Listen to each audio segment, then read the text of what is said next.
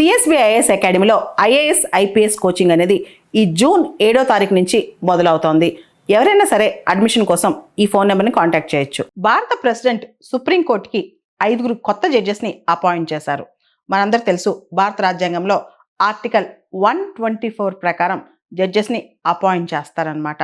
Judges appointment ముందు కొలీజియంని consult చేస్తారు president. సాధారణంగా కొలీజియం చెప్పిందే జరిగిపోద్ది ఈ సుప్రీంకోర్టు జడ్జెస్ అపాయింట్మెంట్లో. మనం చూస్తే కనుక ఈ 5 కొత్త జడ్జెస్ ఎవరైతే కొత్తగా అపాయింట్ అయ్యారో దానిలో Sheel Nagu chief justice of Punjab and Haryana high court, Shri Chandrashekhar గారు chief justice of Bombay high court, Sanjeev Sachdeva chief justice of Madhya Pradesh high court, Arun Palli chief justice of Jammu Kashmir and Ladakh. అదేవిధంగా సుప్రీంకోర్టు జడ్జిగా ప్రత్యేకంగా ఒక మహిళ కూడా అపాయింట్ అయ్యారు, వెంకటి సుబ్రమణి మోహన. సాధారణంగా మహిళల్ని సుప్రీంకోర్టు జడ్జిగా అపాయింట్ చేయడం చాలా అరుదుగా జరుగుద్ది. మొత్తం మన భారతదేశానికి సంబంధించి సర్వోన్నత న్యాయస్థానం సుప్రీంకోర్టు జడ్జెస్ చూస్తే కనుక ఇప్పటి వరకు కేవలం 12 మంది మహిళలు మాత్రమే జడ్జెస్ గా ఉన్నారు. వెంకటి సుబ్రమణి మోహన 12వ వ్యక్తి అనమాట. ఇప్పుడు ప్రస్తుతం బివి నాగరత్న గారు సుప్రీంకోర్టులో జడ్జిగా ఉన్నారు. ఆవిడతో పాటు వెంకటి సుబ్రమణి మోహన గారు కూడా జడ్జిగా ఉండబోతున్నారు సుప్రీంకోర్టుకి. 2031 వరకు కూడా వెంకటి సుబ్రమణి మోహన జడ్జిగా ఉండబోతున్నారు. ఈ వీళ్ళలో ఇంకో విశేషం ఏంటంటే, సాధారణంగా సుప్రీంకోర్టు జడ్జి అవ్వాలంటే 5 సంవత్సరాలు హైకోర్టు జడ్జిగా పనిచేస్తుండాలి.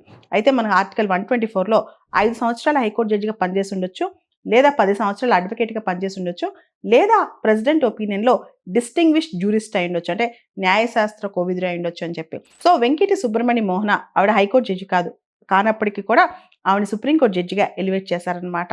ఆవిడ ఒక సీనియర్ అడ్వకేట్ మరియు చాలా హై ప్రొఫైల్ కేసెస్లో కూడా అడ్వకేట్గా ఆవిడ కోర్టు ముందు హాజరయ్యారు. మనం గమనిస్తే రీసెంట్గా supreme court number of judges act 1956కి ఆర్డినెన్స్ ద్వారా సవరణ చేశారు రీసెంట్గా. ఇంతకు ముందు వరకు కూడా, అంటే గత మాసం ముందు వరకు కూడా సుప్రీంకోర్టులో 33 మంది జడ్జిలు, ఒక సీజే ఉండేవాళ్ళు. ఇప్పుడు దాన్ని 37+1 చేశారనమాట. 37 మంది జడ్జిలు, ఒక చీఫ్ జస్టిస్ ఆఫ్ ఇండియా. దీనికి ప్రధానంగా చాలా కారణాలు ఉన్నాయి. ముఖ్యంగా సుప్రీంకోర్టులో 92,000 కేసులు పెండింగ్లో ఉన్నాయి.